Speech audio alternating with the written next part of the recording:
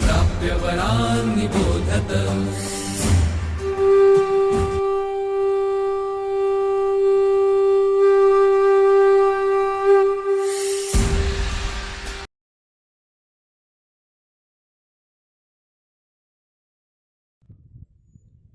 ಇಂದು ಜಗತ್ತು ನನ್ನನ್ನು ವಿವೇಕಾನಂದ ಎಂದು ಗುರುತಿಸುತ್ತಿದೆ ಗುರುಗಳೇ.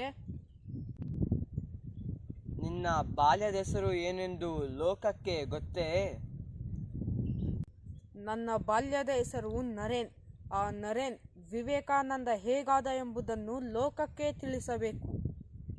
ನಿನ್ನ ಜೀವನದ ಪ್ರತಿಯೊಂದು ಹಂತದಲ್ಲೂ ನೀ ಮಾಡಿದ ಆಯ್ಕೆಗಳೇ ನರೇನ್ನಿಂದ ವಿವೇಕಾನಂದನಾಗಲು ಕಾರಣ. ನಿಜ, ನನ್ನ ಜೀವನದಲ್ಲಿ ನಾನು ಎದುರಿಸಿದ ಕಷ್ಟ ನಷ್ಟಗಳೇ ವಿವೇಕಾನಂದನನ್ನು ರೂಪಿಸಿತು. ಕಷ್ಟ ನಷ್ಟಗಳನ್ನು ಎಲ್ಲರೂ ಎದುರಿಸಲೇಬೇಕು. ಅದನ್ನು ಯಾವ ಮನೋಧರ್ಮದಿಂದ ಎದುರಿಸುತ್ತೇವೆ ಎಂಬುದೇ ಮುಖ್ಯ. ರಾಮಕೃಷ್ಣ ಪರಮಹಂಸರೇ, ನಿಮ್ಮ ಮಾರ್ಗದರ್ಶನ ಇಲ್ಲದಿದ್ದರೆ ಇದಾವುದೂ ಸಾಧ್ಯವಾಗುತ್ತಿರಲಿಲ್ಲ. ನೀನು ಅಂದು ನಿನ್ನ ಬಡತನವನ್ನು ಕಳೆಯಲು ತಾಯಿ ಕಾಳಿಯಲ್ಲಿ ಬೇಡುವೆಂದು ಬಂದಿದ್ದೆ. ಈಗ ಹೇಳು, ನೀನು ಬಡವನೇ ಕಂದ? ಅದು ನನ್ನ ಜೀವನದಲ್ಲಿ ಸತ್ಯ ಹಾಗೂ ಮಿಥ್ಯಗಳನ್ನು ತಕ್ಕಡಿಯಲ್ಲಿ ಹಾಕಿ ತೂಗಿದ ದಿನ. ಅದನ್ನು ನಾನು ಹೇಗೆ ಮರೆಯಲಿ?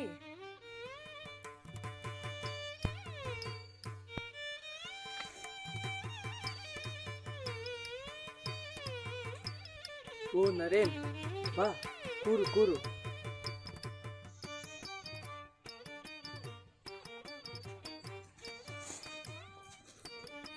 ಠಾಕೂರ್, ಇದು ನಿಮಗಾಗಿ ವೈಷ್ಣವ ದೇವಿಯಿಂದ ಇದನ್ನು ತಂದಿದ್ದೇನೆ. ಓ ದೇವಿಯ ಪ್ರಸಾದ. ಕಟ್ಟು ಕಟ್ಟು, ನೀನೇ ಕಟ್ಟು.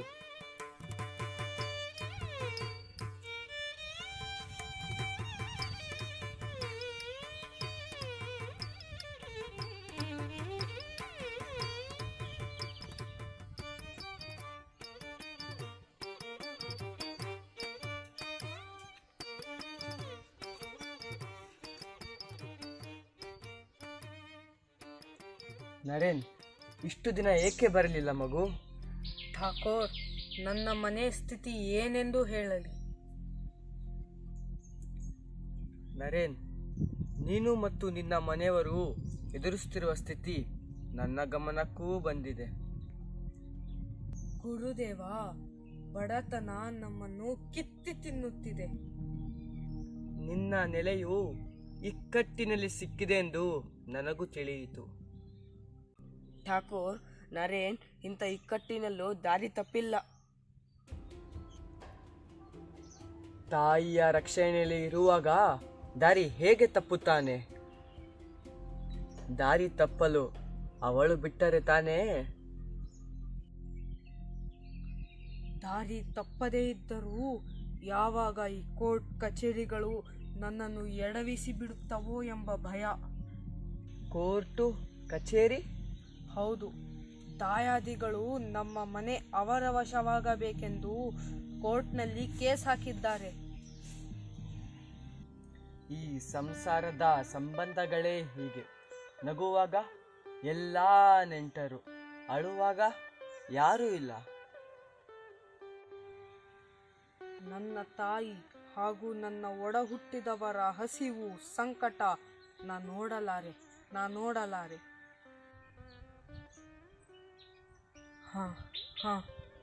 ಕಾಳಿ ಮಾತೆ ನಿಮ್ಮ ಎಲ್ಲ ಕೋರಿಕೆಗಳನ್ನು ಈಡೇರಿಸುತ್ತಾಳೆ ಎಂಬುದು ದೃಢ ನಿಶ್ಚಯ.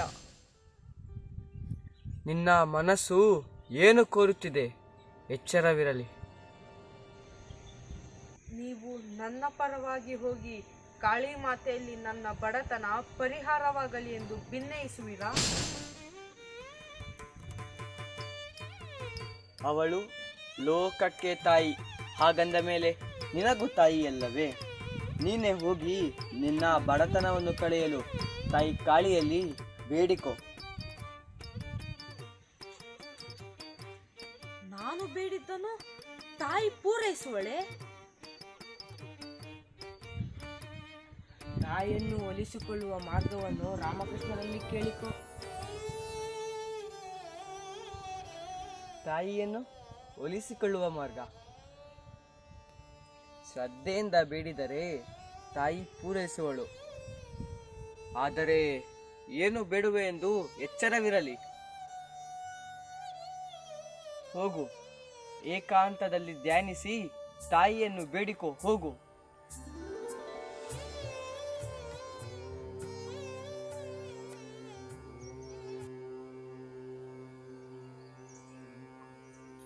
ಠಾಕೂರ್, ಇದ್ಯಾವ ಹೊಸ ನಾಟಕ ನರೇನ್ನೊಂದಿಗೆ? ಸಕಲ ಸೂತ್ರಧಾರಿ ತಾಯಿ ಕಾಳಿ. ನಾನ್ಯಾವ ನಾಟಕ ಆಡಿಸಬಲ್ಲೆ?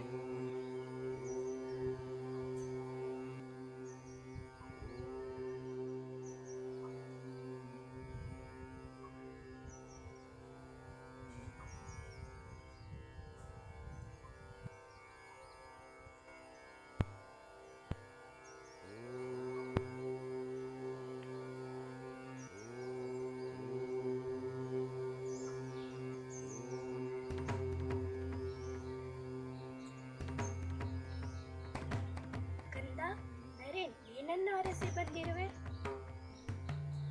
ತಾಯಿ, ತಾಯಿ, ನಿನ್ನ ಹಿಂದೆಯೇ.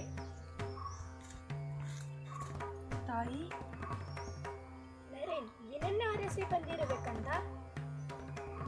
ತಾಯಿ,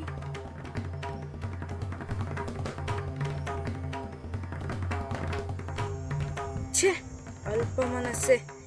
ಜಗತ್ತನ್ನೇ ಕಾಯುವ ಮಹಾರಾಣಿಯ ಮುಂದೆ ಬಂದು ಕೊತ್ತಂಬರಿ ಸೊಪ್ಪು ಕೇಳಿವೆಯಾ? ಅವಿವೇಕಿ.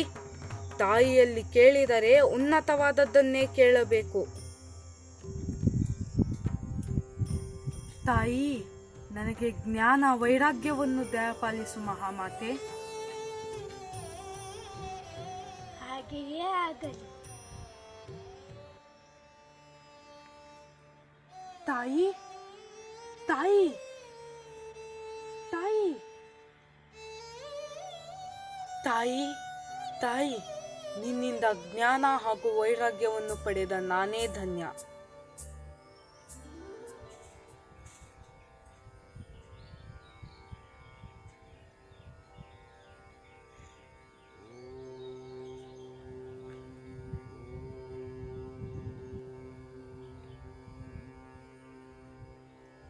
ಏನನ್ನು ಬೇಡಿದೆ ನರೇನ್?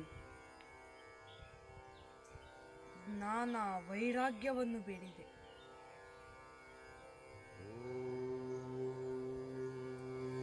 ನಿನ್ನ ದಾರಿದ್ರ್ಯವನ್ನು ಕಳೆಯುವಂತೆ ತಾಯಿ ಕಾಳಿಯಲ್ಲಿ ಬೇಡಲಿಲ್ಲವೇ? ಅದೇನೋ ಬಾಯೇ ಬರಲಿಲ್ಲ. ಇಷ್ಟು ಚಿಕ್ಕ ವಯಸ್ಸಿಗೆ ಎಂತಹ ವೈರಾಗ್ಯ! ಆಹಾ ತಾಯಿ, ಧನ್ಯೋಸ್ಮಿ ತಾಯಿ, ಧನ್ಯೋಸ್ಮಿ. ಲೋಕಹಿತವೇ ನಿನ್ನ ಚಿತ್ತ.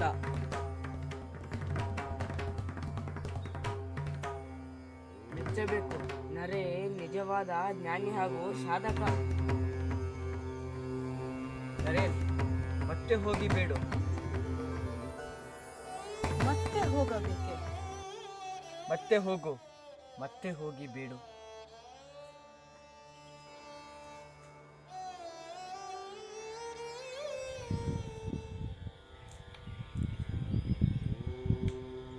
ತಾಯಿ ಒಲಿದರೆ ತಾಯಿ ಒಲಿದರೆ ಸೌಭಾಗ್ಯವೇ ನರೇನ್ನನ್ನು ಹುಡುಕಿಕೊಂಡು ಬರುತ್ತದೆ.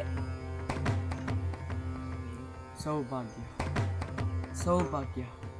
ಸತ್ಯ ಹಾಗೂ ವೈರಾಗ್ಯದ ಸಿಂಹಾಸನವನ್ನು ಏರಿ ಇಡೀ ಜಗತ್ತನ್ನೇ ಆಳುವ ಸೌಭಾಗ್ಯ.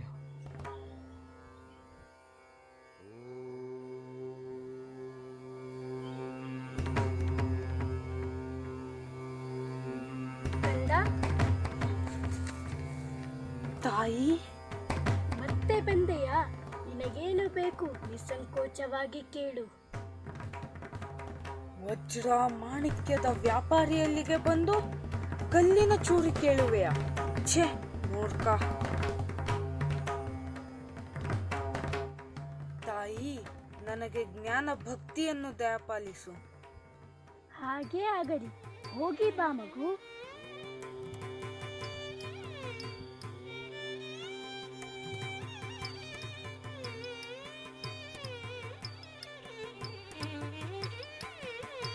ತಾಯಿಯಲ್ಲಿ ಚಿರಕಾಲದ ಭಕ್ತಿ ನನ್ನದಾಯಿತು.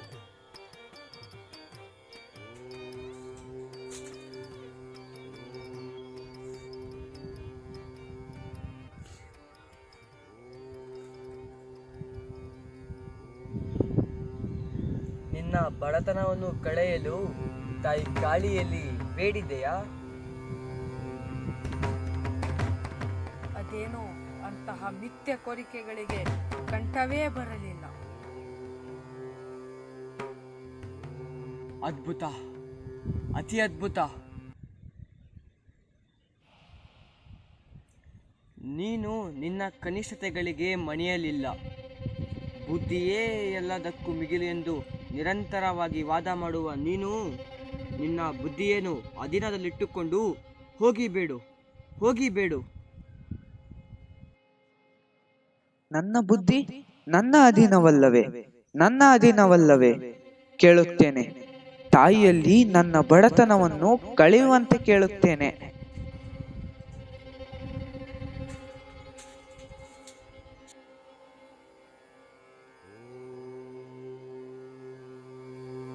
ಕಂದ, ಏನು ಬೇಕು?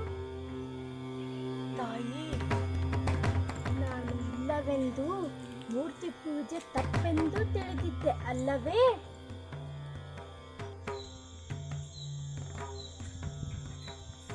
ಹೌದು ತಾಯಿ, ಹೌದು. ಅಂತಹ ಅವಿವೇಕದಿಂದ ನನ್ನನ್ನು ಪಾರು ಮಾಡು. ನೀನೇ ಎಲ್ಲವನ್ನೂ ವ್ಯಾಪಿಸಿರುವೆ. ನೀನಿಲ್ಲದೆ ಏನೂ ಇಲ್ಲ ಎಂಬ ಸತ್ಯಕ್ಕೆ ನಾನು ಸದಾ ಜಾಗೃತನಾಗಿರುವಂತೆ ಹರಸು ತಾಯಿ, ಹರಸು. ನಿನ್ನ ಇಚ್ಛೆ ಪೂರೈಸಲಿ. ನಾನೇ ಸಕಲ ಚರಾಚರಗಳನ್ನು ವ್ಯಾಪಿಸಿದ್ದೇನೆ ಎಂಬ ಸತ್ಯ ನಿನ್ನದಾಗಲಿ. ಹೋಗಿ ಬಾ ಮಗು. ಧನ್ಯೋಸ್ಮಿ ತಾಯಿ, ಧನ್ಯೋಸ್ಮಿ. ನೀನೇ ಸಕಲ ಚರಾಚರಗಳನ್ನು ವ್ಯಾಪಿಸಿರುವೆ ಎಂಬ ಸತ್ಯ ನನ್ನದಾಯಿತು. ನಿನ್ನ ಬಡತನವನ್ನು ಕಳೆಯಲು ತಾಯಿ ಕಾಳಿಯಲ್ಲಿ ಬೇಡಿದೆಯಾ? ನನ್ನ ಬಾಯಿ ಕಟ್ಟಿ ತಾಯಿಯ ಮುಂದೆ ನಿಲ್ಲಿಸಿ ಬೇಡಿಕೋ ಎಂದರೆ ಏನನ್ನು ಬೇಡಲಿ? ಎಲ್ಲ ಶ್ರೀರಾಮಕೃಷ್ಣರ ಕೃಪೆ. ವಾದ ವಿವಾದವಿಲ್ಲದೆ ಅನುಭವಕ್ಕೆ ಅವಕಾಶ ಕಲ್ಪಿಸಿಕೊಡುವ ಮಹಾ ಚೈತನ್ಯ ಇವರು. ಮೂರ್ತಿ ಪೂಜೆ ಕನಿಷ್ಠ ಎಂದು ವಾದಿಸುತ್ತಿದ್ದ ನರೇನ್ಗೆ ಮೂರ್ತಿ ಪೂಜೆಯ ಮಹತ್ವವನ್ನು ಕಾಳಿದೇವಿಯ ಮನವರಿಕೆ ಮಾಡಿಸಿದಂತಿದೆ.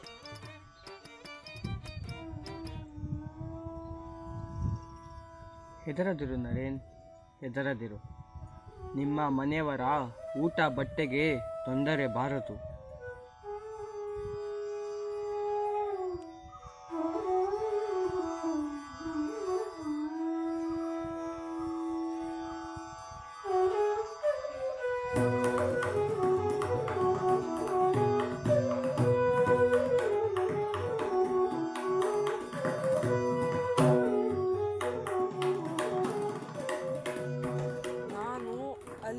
ಅಂದು ಜ್ಞಾನ, ಭಕ್ತಿ, ವೈರಾಗ್ಯಗಳನ್ನು ಬೇಡಿಕೊಳ್ಳದಿದ್ದರೆ ನನಗೆ ದೈವ ಸಾಕ್ಷಾತ್ಕಾರ ಆಗುತ್ತಲೇ ಇರಲಿಲ್ಲ. ಸತ್ಯ ಹಾಗೂ ವೈರಾಗ್ಯದ ಸಿಂಹಾಸನವೇರಿ ಇಡೀ ಜಗತ್ತನ್ನೇ ಆಳುವ ಸೌಭಾಗ್ಯ ಇಂದು ನಿನ್ನದಾಗಿದೆ. ತಾಯಿಯ ಕೃಪೆಯ ಪರಿಚಯ ಮಾಡಿಸಿಕೊಟ್ಟ ನಿಮಗೆ ನಾನು ಸದಾ ಚಿರಋಣಿ. ಕಷ್ಟ ಹಾಗೂ ನಷ್ಟ ಎರಡು ತಾಯಿಯ ಆಟ. ಅದನ್ನು ಯಾವ ಮನೋಧರ್ಮದಿಂದ ನಾವು ಎದುರಿಸುತ್ತೇವೋ ಅದು ನಮ್ಮ ವ್ಯಕ್ತಿತ್ವವನ್ನು ರೂಪಿಸುತ್ತದೆ.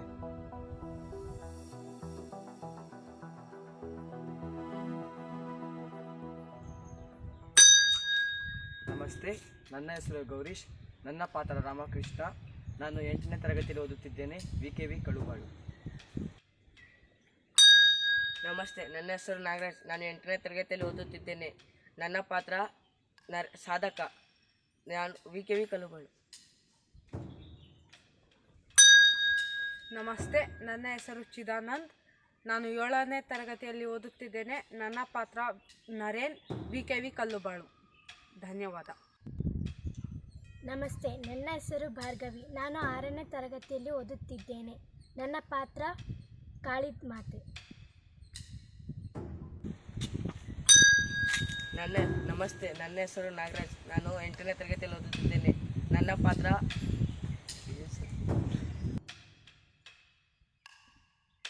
ಠಾಕೂರ್ ನರೇನ್ ಇಂಥದ್ದಾ.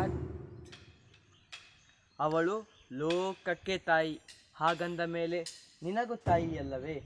ನೀನೇ ಹೋಗಿ ನಿನ್ನ ಬಡತನವನ್ನು ಕಳೆಯಲು ಆ ತಾಯಿಯಲ್ಲಿ ಬೇಡಿಕೊ.